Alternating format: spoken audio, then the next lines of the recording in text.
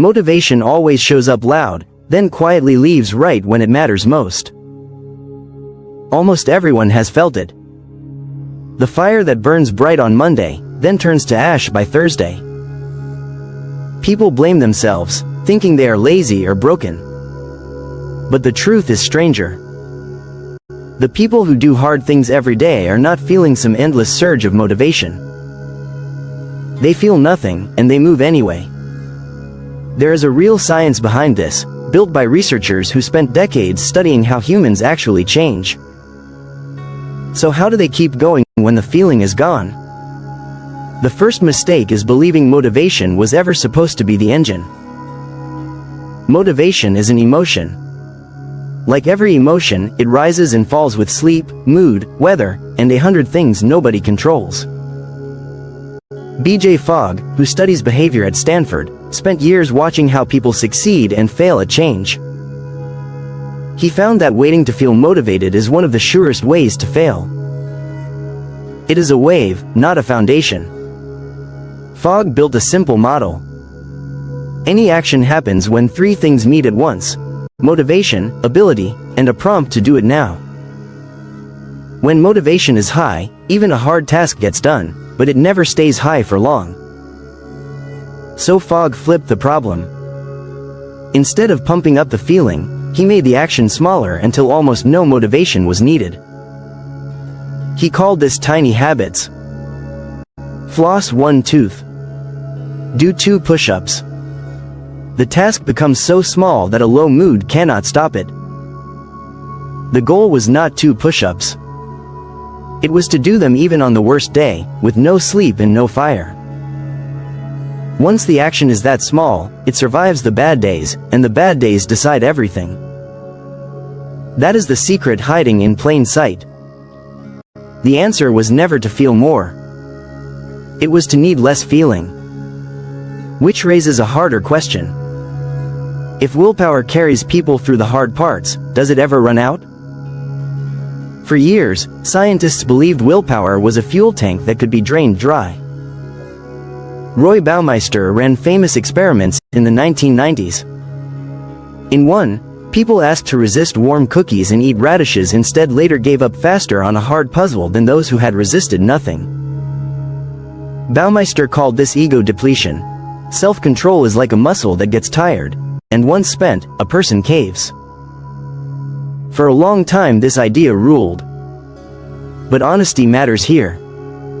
In the years that followed, other scientists tried to repeat the experiment on a large scale, and many could not find the same effect. The debate is still alive. Some think depletion is real but small. Others think belief shapes it, that people only run out of willpower when they expect to. The story a person tells about their own limits seems to help create them. So the lesson is not that willpower is fake. The lesson is that no one should build a life that depends on it. Relying on willpower is like crossing a desert and hoping for rain. If feelings fade and willpower is shaky, then something steadier has to carry the load. That something is the room a person stands in. The strongest people are not winning a daily war inside their heads. They have quietly removed the war. James Clear, who wrote about habits for millions of readers, pointed to a tool almost no one uses on purpose. He called it environment design. Behavior follows the path of least resistance. If the running shoes sit by the door, the run becomes likely. If the phone charges in another room, the late-night scroll becomes hard. People do not rise to their goals, they fall to their systems. Clear added a second tool called habit stacking. Tie a new habit to one that already exists. After the morning coffee is poured, do 10 push-ups. After the laptop opens, write 1 sentence. The old habit becomes the prompt, so there is no need to remember or decide. This matches Fogg almost exactly. Start absurdly small, then anchor it to a routine already there. Clear pointed at the flip side too. To break a bad habit, make it ugly and hard. Hide the snacks at the back of a high shelf. Delete the app, or log out so every open takes a password. Each step of friction is a tiny wall, and walls add up. He summed it up in 4 words. Make the good habit obvious, attractive, easy, and satisfying, and make the bad one the opposite. The point is not more grit. It is to bend the room so the lazy choice and the right choice are the same. This is why discipline does not feel like discipline for the people who have it. They are not fighting. They have arranged the board so the right move is the easy move. But there is one more layer, and it reaches deeper than rooms or routines.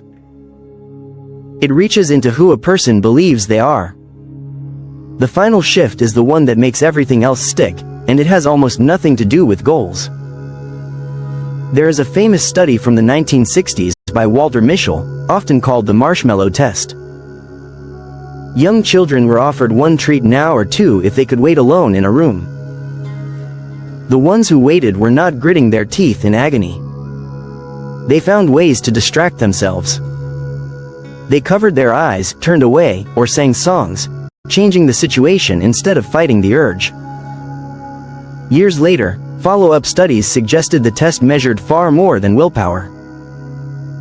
A child's home life, trust, and whether adults kept their promises all shaped the weight. In one version, an adult first promised crayons and then broke that promise.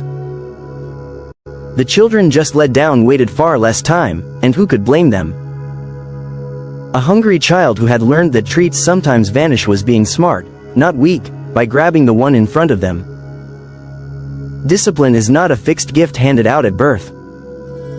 It is a set of skills and conditions that can be built. That is the quiet truth running through all of this work. Self-control is less about brute force and more about strategy, and the deepest strategy is identity. Clear argued that lasting habits are not about what a person wants to achieve. They are about who a person wants to become. Someone who says I am trying to run is fragile. Someone who says I am a runner has a habit that protects itself, because skipping the run would break their own sense of self. Clear flipped the usual order. Most people start with a goal and hope the new self shows up at the end. He said the strong path runs the other way. Decide the kind of person first, then let small daily proof build the identity from the inside out. A person does not become a writer by selling a book. They become one the morning they write a bad sentence and call themselves a writer anyway.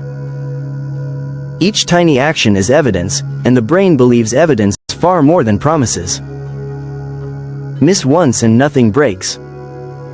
Miss twice and the old identity creeps back, so the rule is simple.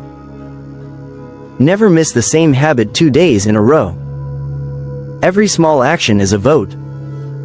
Each rep, each page, each early morning is a ballot cast for the kind of person someone is deciding to be. Which leads to the part nobody wants to hear, but everybody needs to. Here is the whole thing, stripped to the bone. Motivation will leave. It is supposed to. Willpower will wobble, and on the worst days it may vanish completely. None of that is a sign of failure.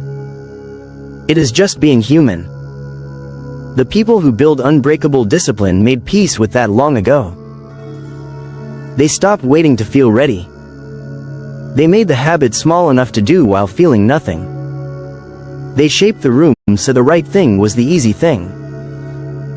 And slowly, vote by vote, they became the kind of person for whom the hard thing was simply what they did. So the real question was never how to feel more motivated.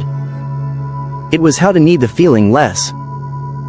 Discipline is not a fire that burns inside a person. It is the quiet structure they build so that on the days the fire goes out, they keep walking anyway. And the strangest part is this. By the time someone has built that structure, they stop noticing it at all. The hard thing stops feeling hard. It just feels like them.